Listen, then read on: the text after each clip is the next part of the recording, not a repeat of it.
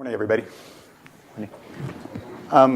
Must admit it's been a few years since I've done the sort of modeling that Richard had done or Marlena has done, so most of my work right now has been on corporate defined benefit plans and risk management for those. So what I'll first do is give a summary of my key observations from both of their papers, and then I'd like to kind of put forth a couple ideas for further discussion modeling that they may want to look at, and I think is relevant to the kind of things that we've been looking at the last couple days. So first, I'm going to look at Marlena's paper in terms of stress testing of the Monte Carlo assumptions, and some of the things that I took from that. As she mentioned, I think it's a very useful tool to evaluate retirement options. And I think in the past, what a lot of illustrations have done is assume, you show a participant a 7% return, and then you show them a 9% return, and the 9% return always looks better because it sort of masks the risk of that option.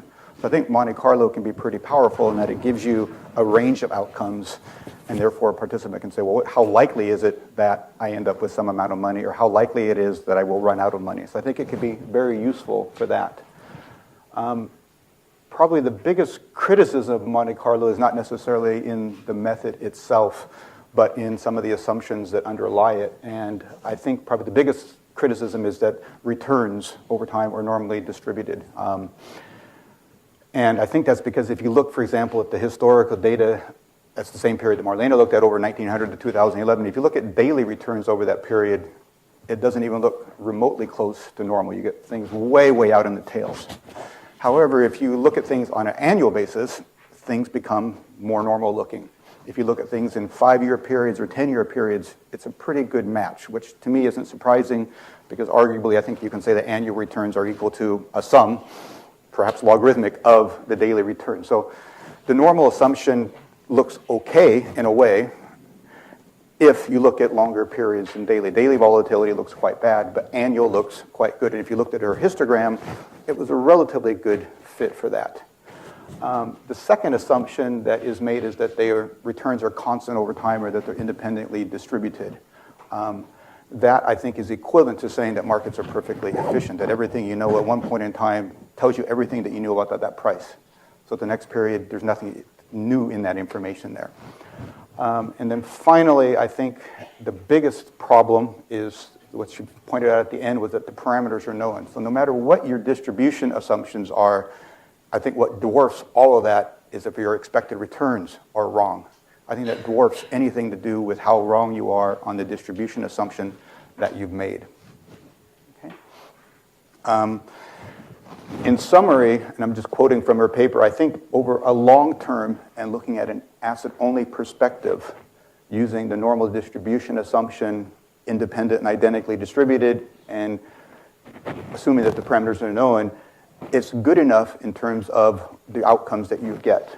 And I use the term gold swans offset the black swans, because I think if you look over those periods, you get some really bad events like 2008, but you also get some pretty good events on the other end.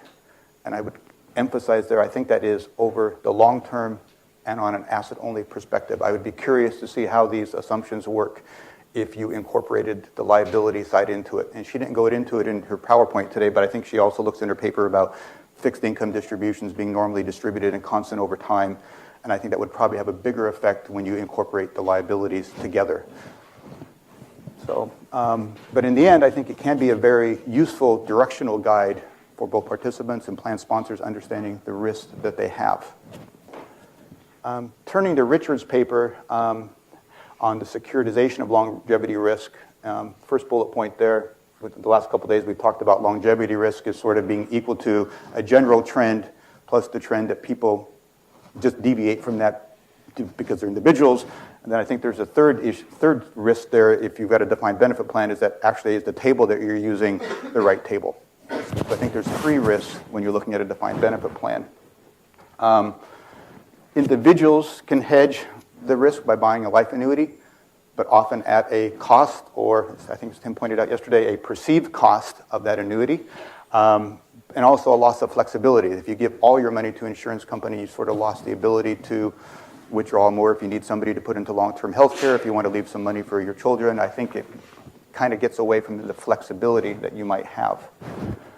The modeling that Richard looked at sort of how long does a person have enough money? What kind of sustainable income do they have if they're only drawing from a mutual fund or a DC plan only? And certainly market crashes, that is his 2 times scenario, depleted assets well before life expectancy. I think that the things went from like 23 down to 10. I can't remember the numbers, but it was, even though it was a 2 times crash event, that is, things were twice as volatile, it was more like a 5-fold decrease in the amount of time that you had money left.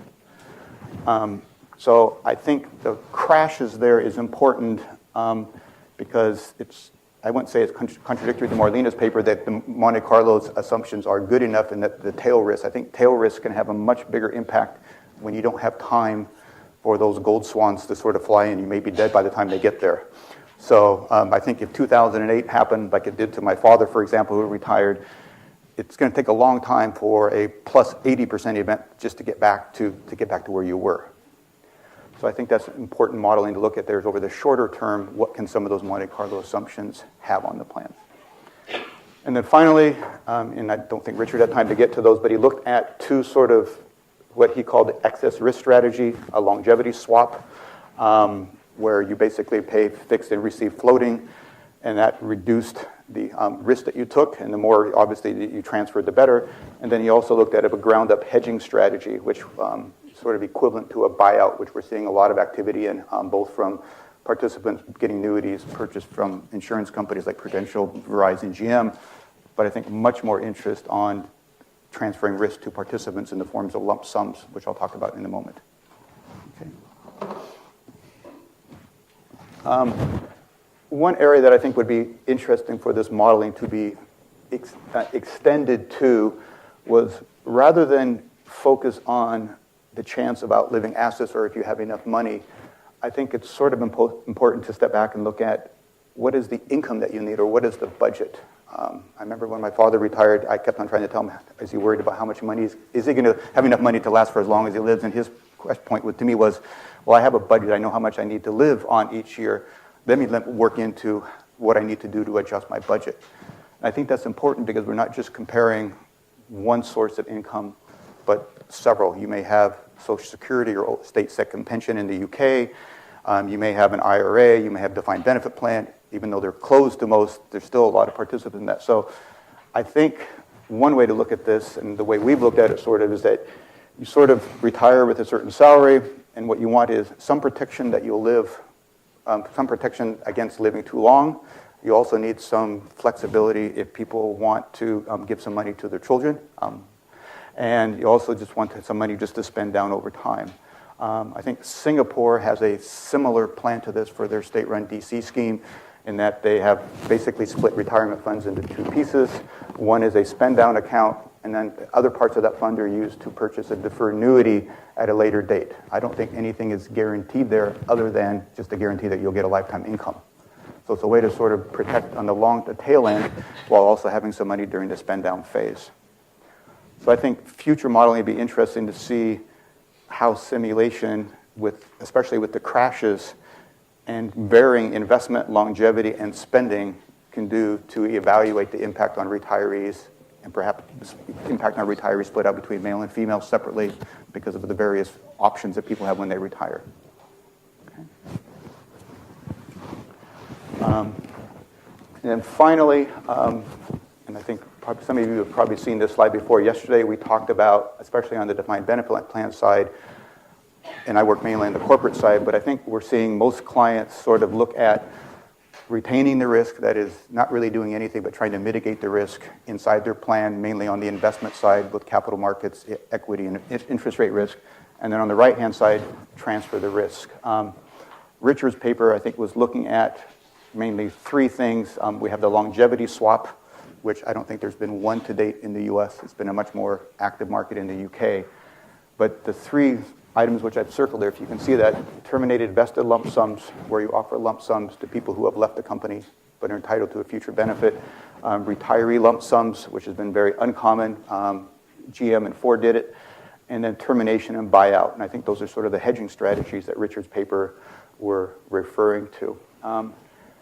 I think many clients, especially on the corporate side, are looking at transferring liabilities either to participants in the form of lump sums or to insurers. And I think much more activity has been on the transferring it to participants. And I know I talked to Josh yesterday about the goal maybe is when you transfer it to participants lump sums, you're putting a lot more risk on them, just like DC plans, and that they've got a pot of money to spend. I would say very little discussion so far has been with regard to longevity risk in the corporate side. I think that's mainly due to, one, equity and fixed income or equity and interest rate risk is much bigger. And really, year to year, there is no mortality risk in terms of what they're seeing unless there's been a mandated table change. Every year, it's pretty much what you get. That is, until the IRS or the SOA or somebody says you have a new table to use, there really is no surplus volatility due to mortality, at least from what the client can see. So I think that discussion right now is in the back burner, but I think once or if plans become better funded and they've mitigated a lot of the equity or interest rate risk, I think that mortality assumption or longevity assumption will come more to the forefront. Okay. Just one other comment there. I think that when we're looking at this model, I think there's often more than just reducing risk or longevity risk or interest rate risk, and it's the second bullet point there. For example, the terminated vested lump sum exercises that a lot of clients are considering or doing also comes down to a cost perspective. That is, these participants, you've got somebody 30 years old with a $12 a month benefit at age 65, a lot of people are saying, why do I want to keep that risk when it's costing me PBDC premiums of $49 a year, investment expenses, admin expenses forever? Why can't I just unload that and save a lot of money? And often those saves a lot more money than what it costs to do. Finally, I just put this out here for thought. If more and more participants take annuities from DC plans, or it's mandated to do, and more DB plan participants with annuities, will this cause an issue among insurers with all that risk being transferred to them, especially in terms of the trend risk? But I think it'd be interesting to see what that impact would be on insurers and if that impacts the pricing over time. So that's it. Thank you. Thank you, Carlo.